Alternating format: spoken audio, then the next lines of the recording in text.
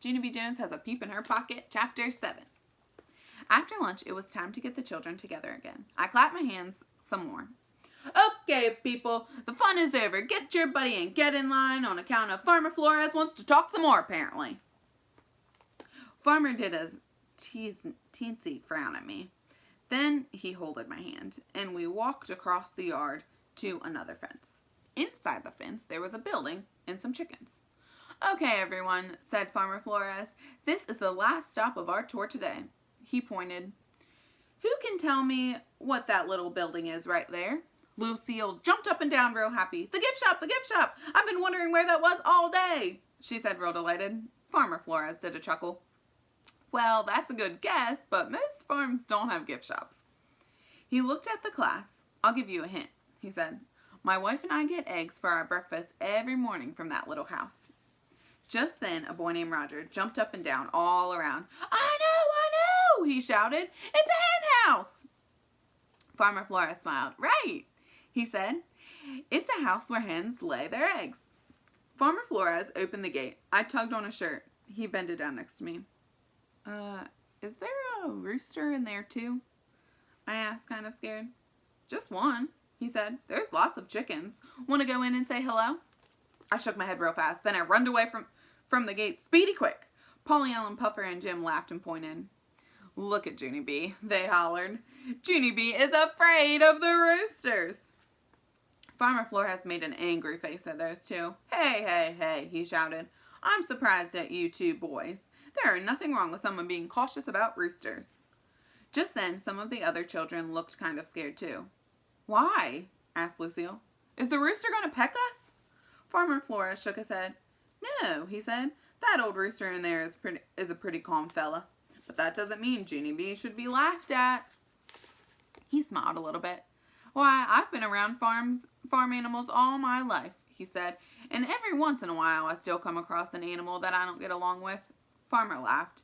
In fact, we used to have a goat who nipped at me every time I got near him, and for years I made my wife go in his pen and feed him. After that, Farmer Flores winked at me, and Mrs. said I could wait outside the gate. My shoulders relaxed very much. I sat down on the grass outside of the fence, only wait till you hear this. Pretty soon, Farmer leaned over the fence where I was sitting, and he was holding a baby yellow chick.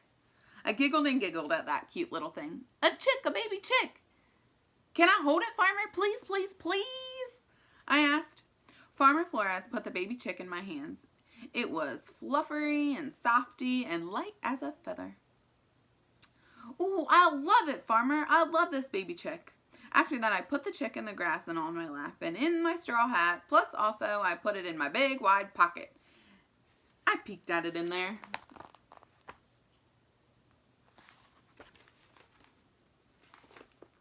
I wish I could take you home with me, I said.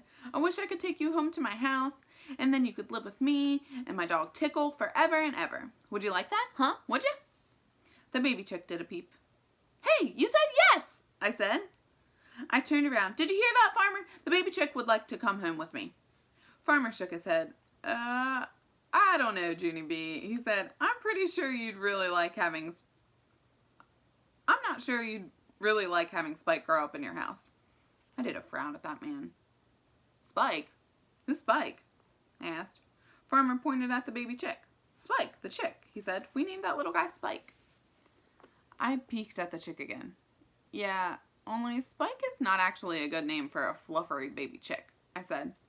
I know, Junie B, he said, but Spike isn't going to be a little chick forever, you know? I know, I said back, because someday Spike will be a giant chick. Right, Farmer? Right? Farmer Flores shook his head again. Well, not exactly, he said. I looked at him real curious. Well, if Spike won't be a big chick, what's Spike going to be? I asked. Farmer Flores took Spike back from me.